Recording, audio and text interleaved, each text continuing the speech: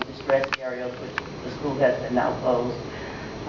There were lots of students in there that were mostly supporters of their family. They were the ones to provide for the family. A lot of them were the breadwinners for the family in those particular cases. So I am a strong advocate and supporter of youth in general.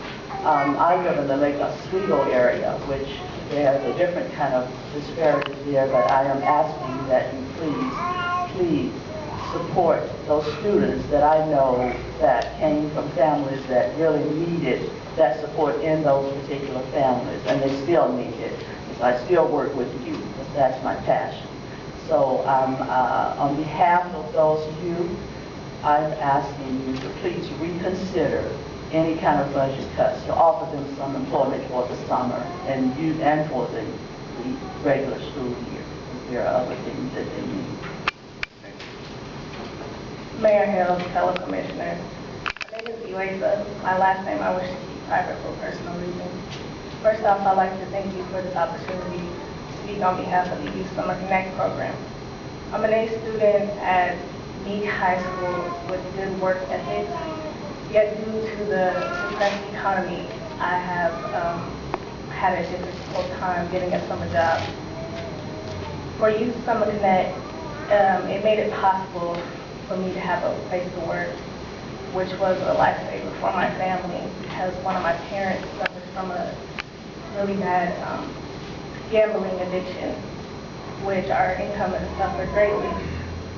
And we had to move several times, too many I care to count. But Youth Summer Connect allowed me to have a distraction from the pain, and I also contributed to my household's income, which kept a roof over my head, my 4 sisters, and my baby brother. So I asked Mayor Hill, for the sake of me and others youth like me, I asked you to consider your decision taking funds from a critically needed youth program. Your choice to fund a trolley, please. What good is the trolley if I can't afford to ride it? Again, Mayor Hill, I thank you and fellow commissioners for allowing me to speak on behalf of myself, my family, and others. Thank you. My name is Wayne L. Gibson. There's a little button. Works better, huh? My name is Wayne L. Gibson. I thank you for the opportunity to speak to you, your Honorable Mayor and Commissioners. Back in 1967, I was 17 years young and had the honor of being awarded the Boy of the Year for the Boys Clubs of America. Now you know them as Boys and Girls Clubs. I was in this chamber where at the time Mayor Harry Schrunk was the one that awarded that. What I'm here to say today is to remind you of what you already know. And that is, when I was young, I was awarded Boy of the Year because I was working. I was a school elected president of my class, all these kinds of things. But I had jobs. And when I had jobs, it gave me self-esteem to be able to accomplish whatever I wanted to do in life. I went on to the University of Oregon, Pacific University. I've been twice national sales champion with 2 national companies. I want to remind you that when a child has a job, there's nothing better than to work and cash your own check. That gives you self-esteem, that you can go on and do other things. The other problem that we have is this city's police force has been under investigation by the federal government. We all know what that's been about. And now we have children that need jobs.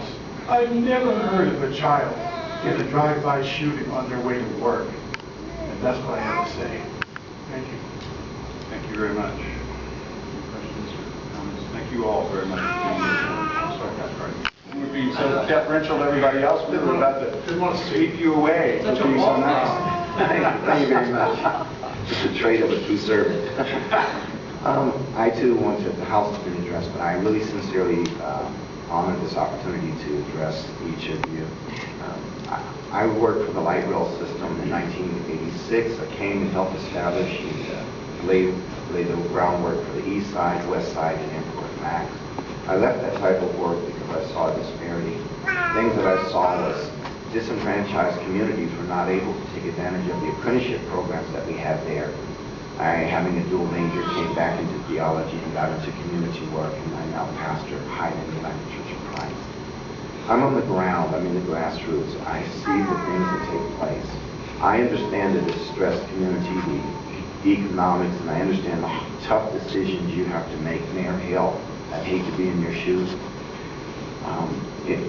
In fairness, to cut the budget for everyone, it's almost like saying we're going to take 10% of the oxygen from everyone. That would work if we were all healthy. But some communities are in the intensive care ward, and to take 10% of their air would be cutting their life support. As this young girl just spoke, taking 10% would literally cause her family to move. When we talk about the 300 or 400 volunteers through the 1145 program where they're out on the streets talking to this misdirected youth that are idle and delinquents and just loitering, their number one response when they talk to the youth is, we don't have jobs, we don't have things to do. And these parks that we heard talked about last week, when we're investing as taxpayers $500,000 to fix these parks in East 205, where a lot of these kids have moved to, they don't have a job. They're going to be in that park. And those ladies that were talking about swinging, they're not going to want to swing. We have kids there loitering and looking threatening. One shooting, one stabbing, and we will apply more overtime funds to the police department to respond than we would the $300,000. My request, Mayor Hill, in all fairness, cutting across the budget, I understand, if you would consider this year ensuring that it just stays in the budget. That would give the community time to mobilize, to try and find private funds for 2014 to come up with a strategy to respond to this. We want to partner with the city and make this happen. And we respect all of the decisions you make, so we're humbly making